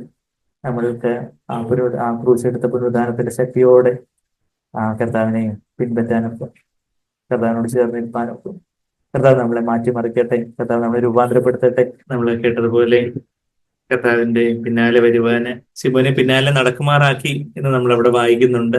എന്നാൽ കുറച്ച് ചൂട് വെച്ചപ്പോഴത്തേക്കും കാര്യം ഒന്ന് വഴിപാട് തീർക്കാൻ വേണ്ടി പെട്ടെന്ന് അങ്ങ് ഓടിപ്പോയി ക്രൂസ് അങ്ങോട്ടങ്ങ് ചുവന്ന് എങ്ങോട്ടാന്ന് വെച്ചാൽ അങ്ങ് പോവാന്ന് വിചാരിച്ചിരുന്നിരിക്കാം. എന്നാ അവന് കർത്താവിന്റെ മുഖമൊക്കെ കണ്ട് ക്രൂസ് എന്ന് പറയുമ്പോൾ അത് ഇപ്പൊ നമ്മളാണെങ്കിൽ ഇപ്പം വൃത്തിഹീനമായിട്ടുള്ള എന്തെങ്കിലും കാര്യങ്ങളാണെങ്കിൽ നമുക്കത് കൈകൊണ്ട് എടുക്കാൻ തന്നെ നമുക്ക് അറപ്പായിരിക്കും.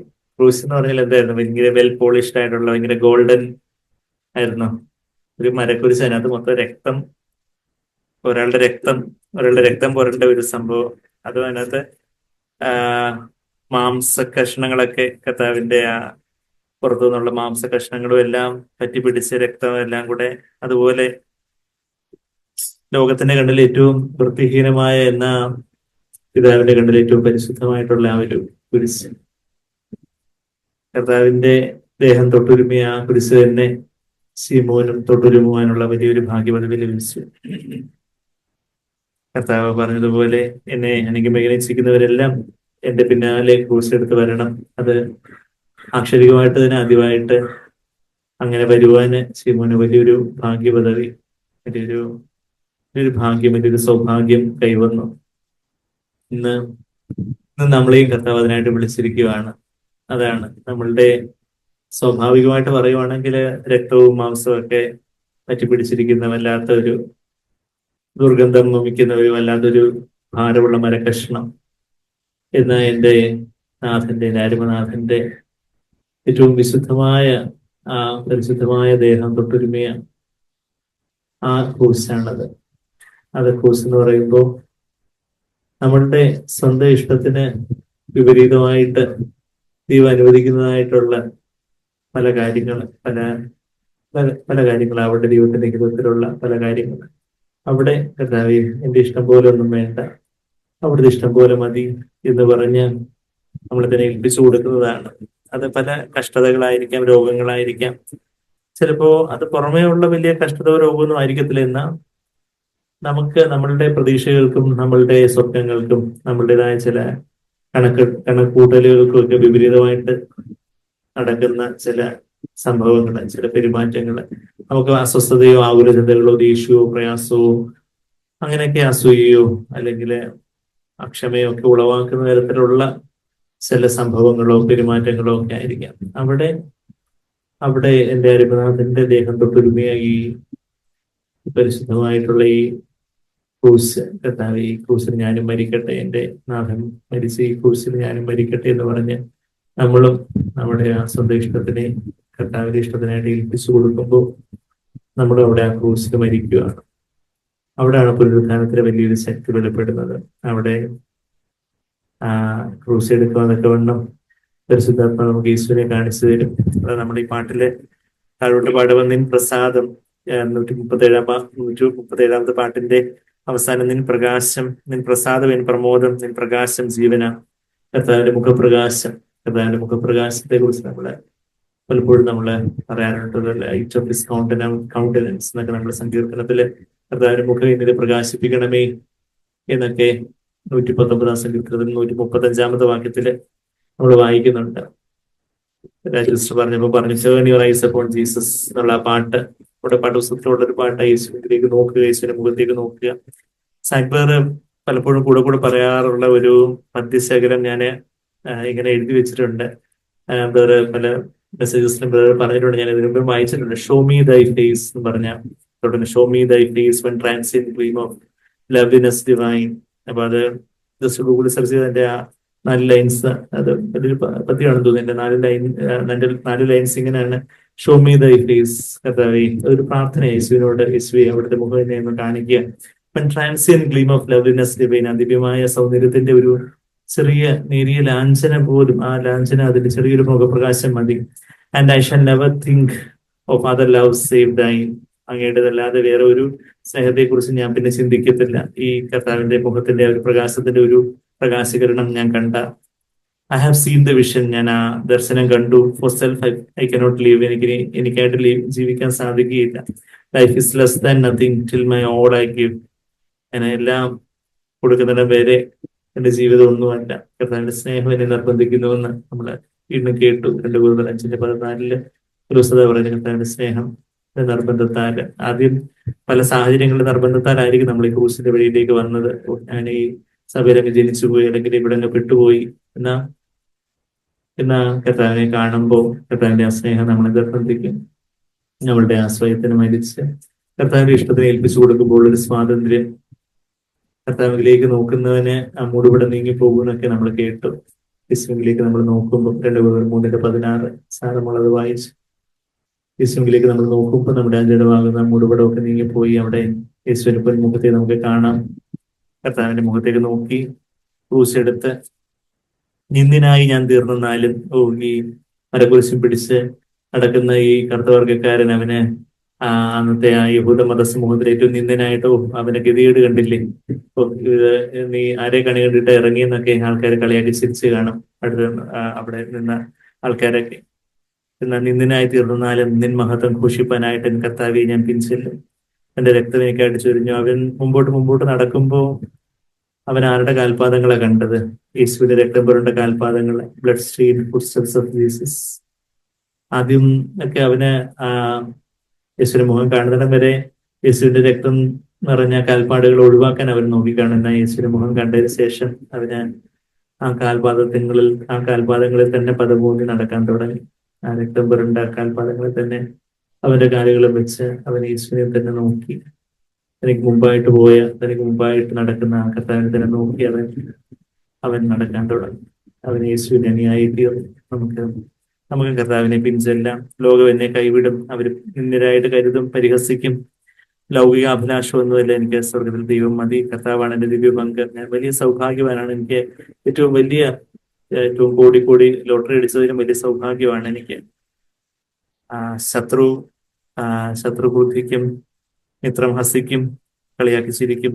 എന്നാൽ അവിടുത്തെ മുഖശോഭ മൂലം ക്ലേശമില്ല ഒരിക്കലും.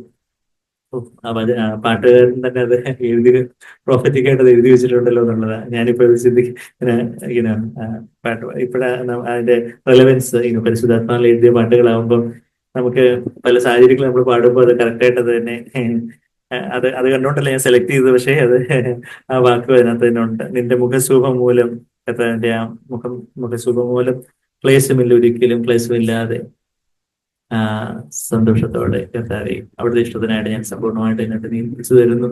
എന്റെ ജീവിതത്തിൽ ഒരിക്കലും എനിക്ക് എന്റെ ഇഷ്ടം ചെയ്യേണ്ട, അവിടുത്തെ ഇഷ്ടം ചെയ്താൽ മതി. ആ ചോരപുരണ്ട കാൽപാദങ്ങളിൽ പദകൂടി ഞാൻ നടന്നോളാം.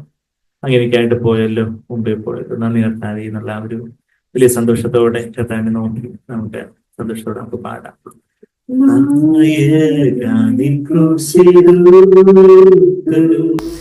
നിൻ പിന്നാലെ വരും ഞാൻ, നിന്യനായി തീർന്നിന്നാൽ നിൻ മഹത്വം ഘോഷിപ്പാൻ.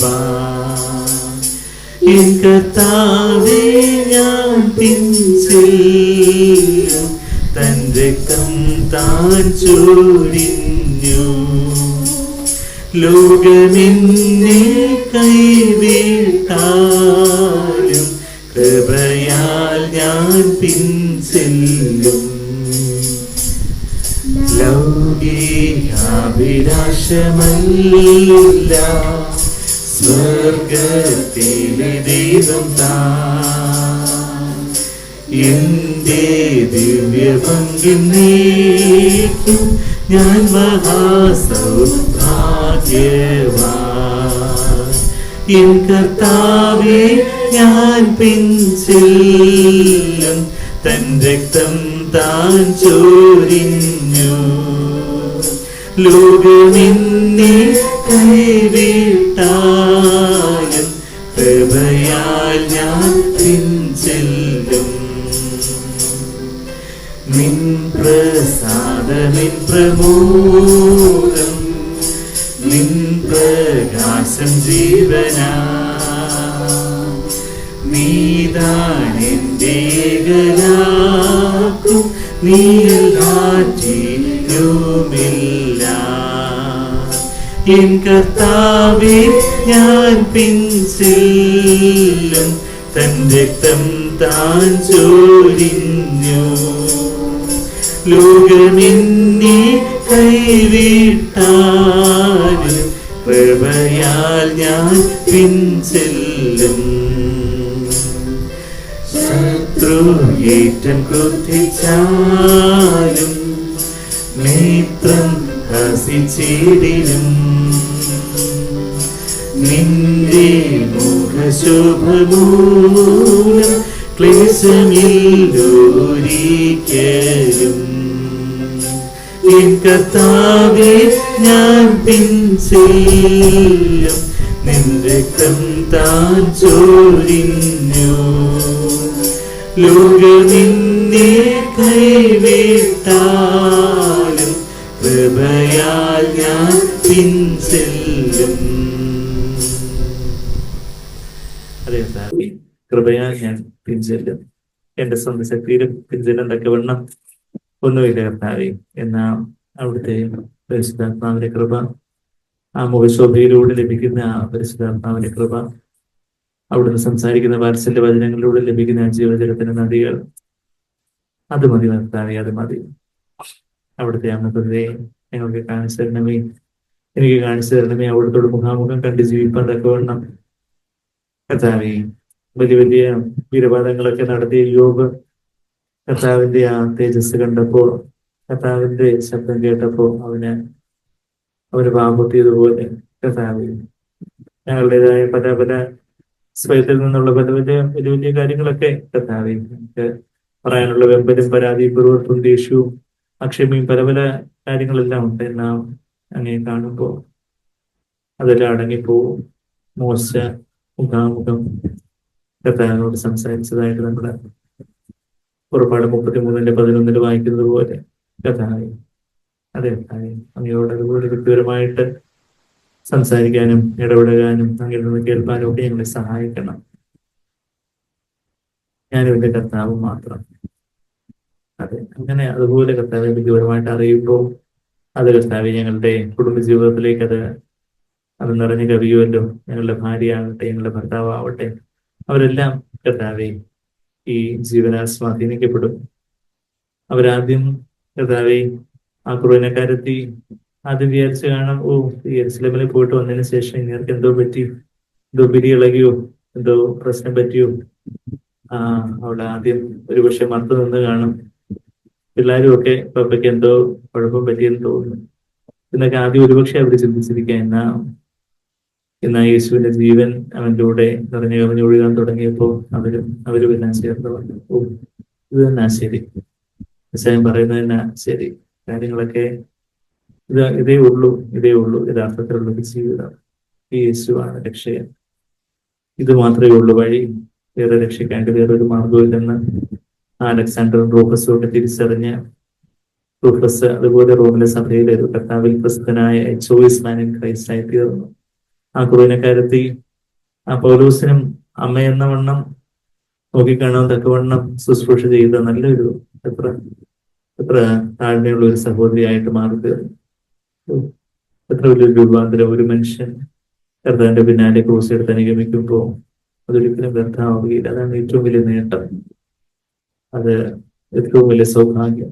കർത്താവ് ഞങ്ങളുടെ ഓരോരുത്തരുടെ ജീവിതത്തിൽ ആ സൗഭാഗ്യം അനുഭവിക്കാൻ ഞങ്ങളെ സഹായിക്കണം. ഞങ്ങളുടെ കുടുംബത്തെ അതുപോലെ നേടാൻ എങ്ങനെയെങ്കിലും കർത്താവെ ചത്തുനുക്കുമേ ജീവിച്ചിരിക്കലും എന്നുള്ള വണ്ണം ആയിരിക്കാനല്ല, മറിച്ച് കർത്താവെ അവരും സമൃദ്ധിയായ ഒരു ജീവനിലേക്ക് വരുവാൻ തക്കവണ്ണം ഞങ്ങളുടെ ഭാര്യയാകട്ടെ, ഭർത്താവട്ടെ, ഞങ്ങളുടെ മക്കളാവട്ടെ, അവരെല്ലാം കർത്താവെ അവരൊന്നും കർത്താവെ പിന്തിരിഞ്ഞു പോകരുത്. അവർ ഈ ക്രൂശിന്റെ പാത വിട്ട് സമൃദ്ധിയുടെ സുവിശേഷത്തിന്റെ പിന്നാലെയോ വേറെ എന്തെങ്കിലും ഇളക്കപരിപ്പത്തിന്റെ സുവിശേഷത്തിന്റെ പിന്നാലെയോ മറ്റൊരു യേശുവിനെയും മറ്റൊരു ആത്മാവിനെയും മറ്റൊരു സുവിശേഷമൊക്കെ കേട്ട് കർത്താവെ അവരൊന്നും വഞ്ചിതരായി പോകരുത്. അവരും ഈ ക്രൂശിന്റെ പാതയിൽ തന്നെ യഥാർത്ഥത്തിലുള്ള പുനരുദ്ധാന ശക്തിയുടെ ഈ പാതയിൽ തന്നെ അവരും വരണം. അതിൽ കുറഞ്ഞൊന്നും വേണ്ട, അത് കൊണ്ടൊന്നും ഞാൻ തൃപ്തിപ്പെടുത്തില്ല. അവരും പോകട്ടെ, ഇവരും പോകട്ടെ, അതിൽ ശരി ഇതിൽ ശരി എന്ന് പറയുന്ന ഒരു പൊതുപുരുത്ത ക്രിസ്തീയത പോരാ കർത്താവെ, പേരിനുള്ള ഒരു ക്രിസ്തീയത പോരാ. എന്നാ അവരും ഞാൻ പോകുന്ന ഈ വഴി തന്നെ പോകുന്നൊക്കെ ഞാൻ നേരവണ്ണ യേശുവിന്റെ സ്വരപ്പാടുള്ള കാൽപാദങ്ങളിൽ തന്നെ കർത്താവെ എനിക്കും ഓരോ പാദങ്ങൾ എടുത്ത് വെക്കണം. എന്റെ ഇഷ്ടമൊന്നും ശരിക്കും ചെയ്യേണ്ട, അവിടുത്തെ ഇഷ്ടം ചെയ്താൽ മതി. ഞാൻ എന്നതിനെ ഏൽപ്പിച്ചു തരുന്നു. ആത്മാവിനാൽ നിറയ്ക്കണമേ എന്ന് നമുക്ക് പ്രാർത്ഥിക്കാം. പിതാവേ, ഞങ്ങൾ ഓരോരുത്തരെയും സഹായിച്ചാട്ടെ, ആത്മാവിനാൽ നിറച്ചാട്ടെ. അതേ കർത്താവേ, ഞങ്ങള് ജലത്താൽ സ്നാനം കഴിക്കപ്പെട്ടു, വചനത്താലും അവിടെ ഞങ്ങളെ കഴുകി ആ പരിശുദ്ധാത്മാവിന്റെ തീയിനാൽ കൂടെ കർത്താവേ ഞങ്ങളെ സ്നാനം കഴിപ്പിച്ച് ഞങ്ങളെ നടക്കുമാറാക്കണേന്ന് പ്രാർത്ഥിക്കുന്നു. ആ അസ്ഥികളൊക്കെ അസ്ഥികൾ ജീവിക്കുമോ എന്ന് എഹെസ്കേലിനോട് ചോദിച്ചപ്പോ നമ്മള് കർത്താവെ 37-ാം അധ്യായത്തിൽ എഹെസ്കേൽ 37-ാം അധ്യായത്തിൽ ഞങ്ങൾ വായിക്കുന്നത് പോലെ അസ്ഥികള് കർത്താവെ അങ്ങേക്ക് അറിയാം. അങ്ങനെ ദൈവത്തിന്റെ പ്രവചന ശക്തിയില് അസ്ഥികളെല്ലാം ചേർന്ന് വന്നു, അതിന് മാംസവും മജ്ജയും തോലും എല്ലാം വന്നു. എന്നാ ദൈവത്തിന്റെ കാറ്റ് വീശിയപ്പോ, ശ്വാസം ഊതിയപ്പോ അതൊരു വലിയ സൈന്യമായി തീർന്നതുപോലെ പരിശുദ്ധാത്മാവിന്റെ വലിയൊരു നീരൊഴുക്ക്, വലിയൊരു പ്രവാഹം അത് ഞങ്ങളുടെ കൊടുക്കണമെന്ന് ഞങ്ങൾ പ്രാർത്ഥിക്കുന്നു. ഈ ക്രൂശെടുത്ത് സന്തോഷത്തോടെ അനുഗമിക്കാൻ തക്കവണ്ണം ആ ചോരപ്പാടുകളുടെ കാൽപാദങ്ങൾ ഞങ്ങൾക്ക് ഏറ്റവും കർത്താവെ അത് ഏറ്റവും സുരക്ഷിതമായിട്ട് ഒരിക്കലും തെന്നിപ്പോകാത്ത യുഗങ്ങളുടെ പാറയായിട്ട് മാറി തീരേണ്ടതെന്നൊക്കെ വേണം. കർത്താവെ ആ ക്രൂശിലെ ചോരയുടെ മണം, പച്ചച്ചോരയുടെ മാംസത്തിന്റെ ദുർഗന്ധം എന്ന് ലോകം എഴുതി തള്ളുന്നത് ഏറ്റവും സൗരഭ്യവാസനയായി തീരുവണ്ടൊക്കെ വേണം. കർത്താവെ സന്തോഷത്തോടെ മോദത്തോടെ ക്രൂശിനെ ചുമന്ന് കർത്താവിന്റെ പിന്നാലെ ചെന്ന് കർത്താവിന്റെ ശിഷ്യയായിട്ട് തീരുവാൻ ഞങ്ങളെ ഒത്തിരി സഹായിക്കണം. ഞങ്ങളുടെ പ്രായോഗിക ജീവിതത്തിൽ ഈ കാര്യങ്ങളെ കർത്താവ് ഞങ്ങൾക്ക് വെളിപ്പെടുത്തി തരണമേ. അങ്ങയുടെ മുഖാമുഖം കർത്താവ് ചേർന്ന് നടക്കുവാൻ ഞങ്ങളെ സഹായിക്കണമേ.